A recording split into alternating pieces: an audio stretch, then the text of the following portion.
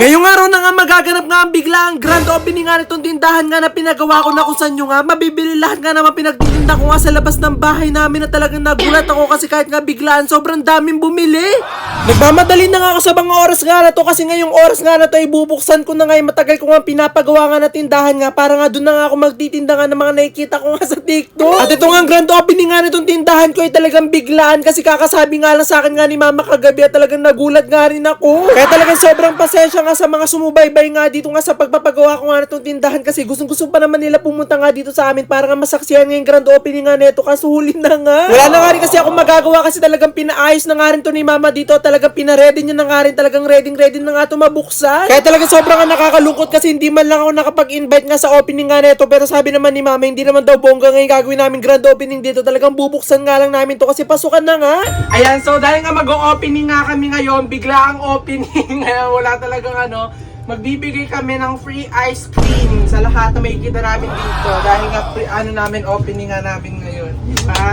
At talagang kami nga lang dalawa nga ni mama nakakalam nga pati nga yung mga staff niya na ngayong araw nga ito mag-grand opening kaya talaga nagulat nga rin yung mga kapatid ko. Kaya talagang hindi nga rin makakapunta nga yung mga kapatid ko nga sa opening nga neto kasi hindi nga rin talaga nila alam kung kailan nga ito mabubuksan kasi pabago-bago nga yung isip ko pati nga ni mama. Pero ngayong araw ngayon wala na nga makakapigil nga sa amin at bubuksan na nga namin siya kaso nga lang meron ako nakita nga dito nga sa loob nga ng aming store na parang may kulang. At yun nga yung aking snow machine kasi isa nga rin yung sa mga ititinda ko nga dito nga sa tindahan nga na to. Talagang isa nga rin sa dahilan nga kung bakit nga rin ako nagpagawa nga nito. Ito nga lang kasi talaga nga yung ititinda ko nga dito nga sa pinagawa ko nga na tindahan nga na to kaso naisipan nga ni mama na dagdagan nga at paramihin kasi para daw mas maganda at marami daw choices si mga customer. At talagang dumagdag pa nga na marami nga ako nabiling mga machine nga dahil nga sa mga nakikita ko nga sa TikTok kaya talaga napag-isipan nga namin na gawin na nga lang tong food queues at talaga mas marami nga mapipili at mabibili dito yung mga customer. Gumawa nga muna nga ako nitong mixture nga ng aking snow machine nga kasi ito nga itatry ko nga muna ngayong araw at hindi pa nga namin to ititinda kasi hindi nga to napaghandaan nga ni mama. Kaya ngayong araw nga itatry nga muna namin siya para pag nasubukan na nga namin at nagawa na nga namin siya ng recipe talaga matitinda na namin siya bukas. So ito na nga, umpisa na nga natin buksan nga itong aking tindahan na biglaan ng grand opening. So let's go! Ribbon cutting na natin! Tara! 1, 2, 3, go!